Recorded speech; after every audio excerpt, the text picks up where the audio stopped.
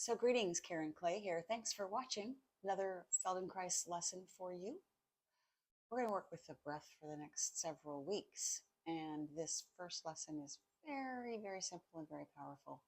If you want to change your state of mind, the fastest way to do it is to work with your own breath because really uh, our deepest patterning and our deepest holding is in how we breathe.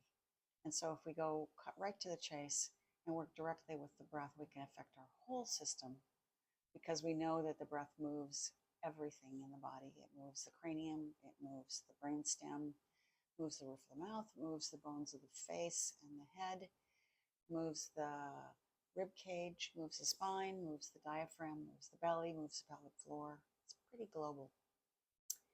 So this lesson is called the parachute lesson. And I have an image for you here. So here's a parachute that's resting on the ground. And you can imagine what would happen to this parachute if a puff of air came into it and it billowed ever so slightly towards the sky and then began to drift.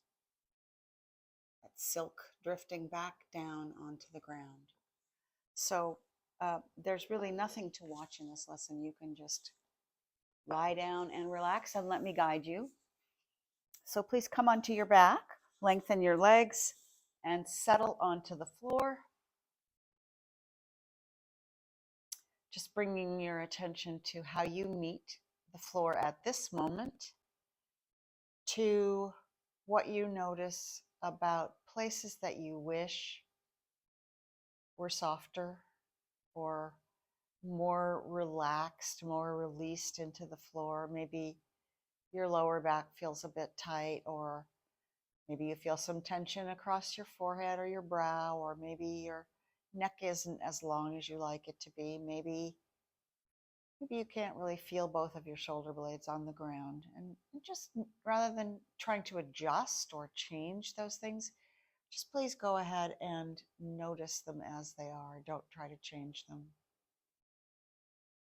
And let's begin by taking a pre-test baseline of our breathing. So it's a tricky thing to do, but I'd like you to watch your breath without changing it. It would be like opening the curtains in the morning to look and see what the sky is like. You don't expect to change that, but you want to know what its state is.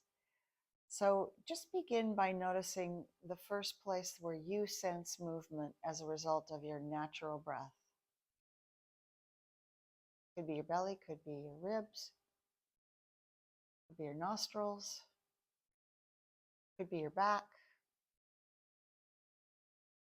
And don't make the movement bigger than it is. Let it be as soft or subtle or even non-existent. Maybe, gosh, I don't really feel any movement. I hope I'm not doing this wrong. No, you just notice exactly the way you are right now.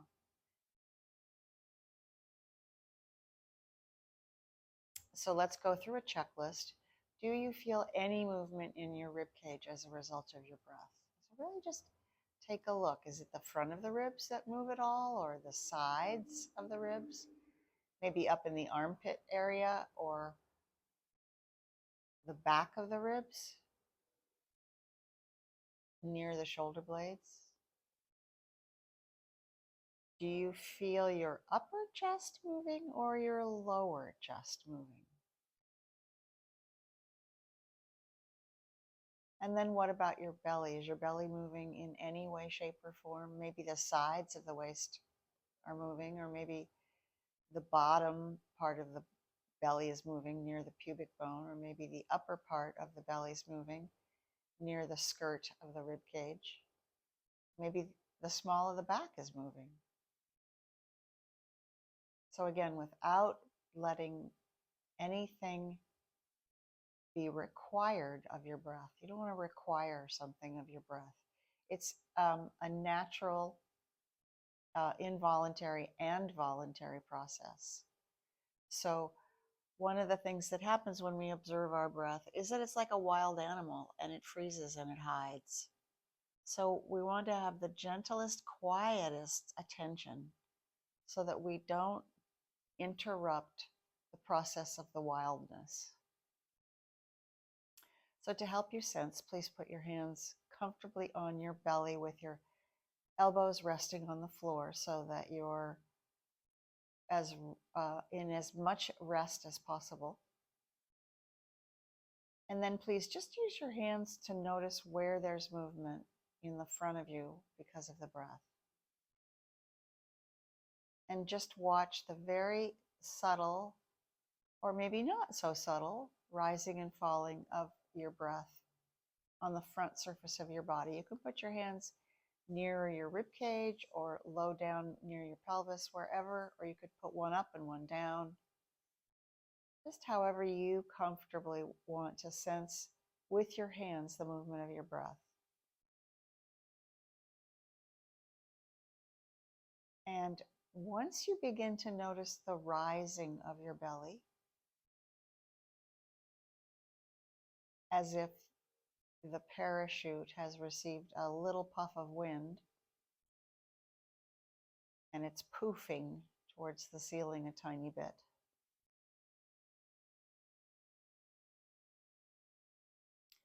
Then please pay more attention to the falling of your belly than the rising of your belly. So really pay attention to the falling and see if you can elongate the time it takes for your exhale to happen, for your belly to fall back.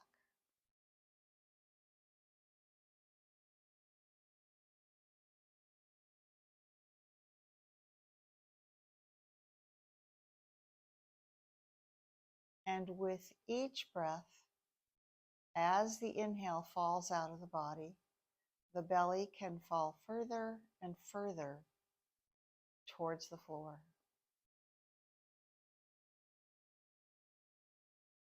So the parachute is ballooning ever so slightly. And then falling and falling and falling and falling.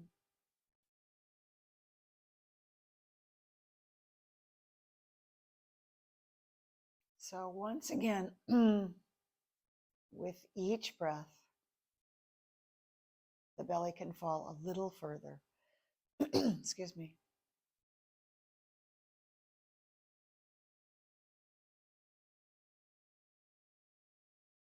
You don't want to push your inhale to try and make it go further or be bigger than it is. But what you're really looking for is the interesting moment between the in-breath and the out-breath, and then the interesting moment between the out-breath and when the next inhale arrives. Can you actually watch and feel the urge for the next breath to arrive? If you let yourself exhale and then wait, the breath will arrive when it needs to. That's the involuntary part of the breath.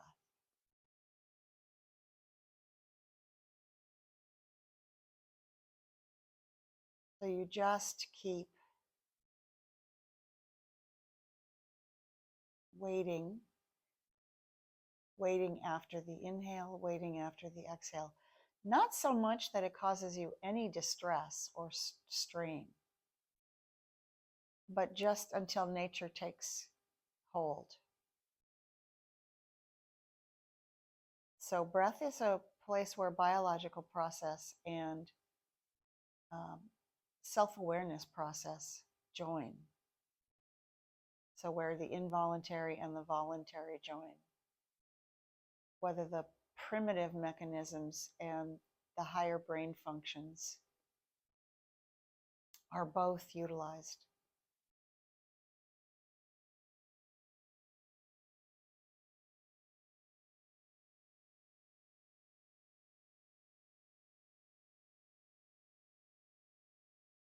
With each breath, the belly falls a little further.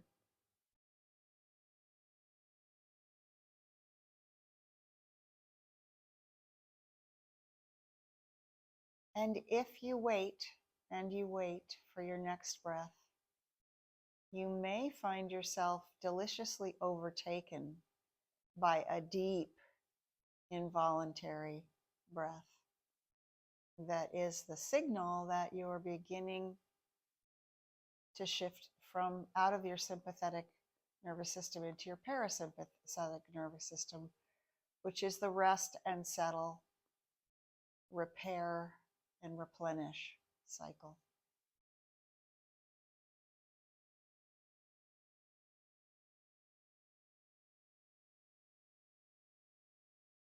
So as the parachute fills further out to the perimeter of the breath, to the pubic bone, to the flared sides of the pelvic bone, to the sides of the waist, your exhale takes longer.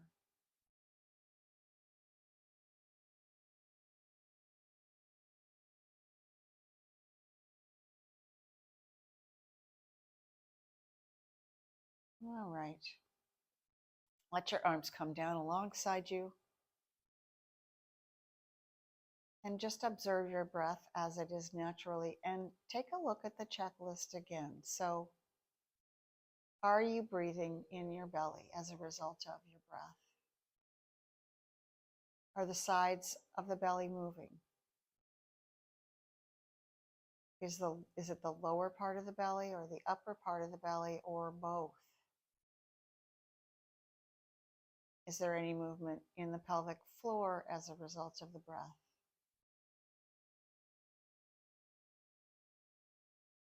How about the small of the back? And which direction are the ribs moving? Are they moving forward towards the ceiling? Sideward, expanding like an accordion? Do you feel any part of the inhale pressing back into the floor? What about those areas that you wished at the beginning of the lesson would let go a little bit? What's happened to them? So you can continue to lie on your back with your eyes closed and just enjoy this state that you've created for yourself. I'm going to sign off. Thank you very much for watching.